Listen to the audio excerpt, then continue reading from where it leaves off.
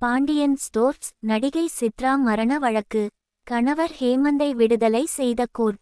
சின்னத்திரை நடிகை சித்ரா மரண வழக்கில் அவருடைய கணவர் ஹேம்நாத் விடுதலை செய்யப்படுவதாக திருவள்ளூர் மகளிர் நீதிமன்ற நீதிபதி ரேவதி இன்று தனது தீர்ப்பில் குறிப்பிட்டுள்ளார். நடிகை சித்ரா கடந்த 2020ஆம் ஆண்டு பூந்தமல்லியில் உள்ள ஒரு தனியார் நட்சத்திர ஹோட்டலில் மர்மமான முறையில் தூக்கில் தொங்கிய நிலையில் சடலமாக கண்டெடுக்கப்பட்டார்.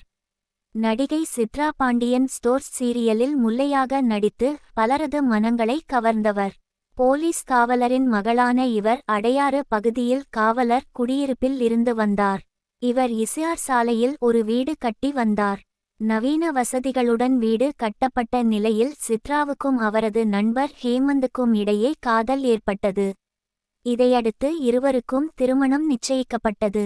ஹேமந்த் என்பவர் சித்ராவுக்கு சினிமா டிக்கெட்டுகளை கொண்டு வந்து கொடுத்த போது அவருடன் பழக்கம் ஏற்பட்டதாக தெரிகிறது. இந்த நிலையில் சித்ரா எங்கு ஷூட்டிங் சென்றாலும் அங்கெல்லாம் ஹேமந்தும் செல்வாராம்.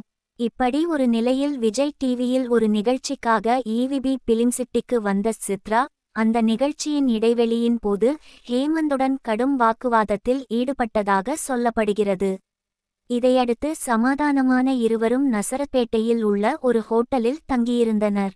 இந்த நிலையில் கடந்த 2020ஆம் ஆண்டு டிசம்பர் 9ஆம் தேதி சித்ரா அவருடைய அறையில் தூக்கில் தொங்கிய நிலையில் சடலமாக மீட்கப்பட்டார்.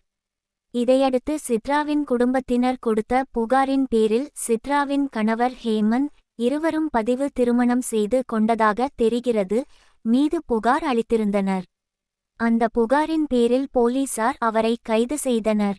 இந்த வழக்கு திருவள்ளூர் மாவட்ட மகளிர் நீதிமன்றத்தில் நடந்து வந்தது. இந்த நிலையில் இந்த வழக்கின் தீர்ப்பு இன்று வெளியானது.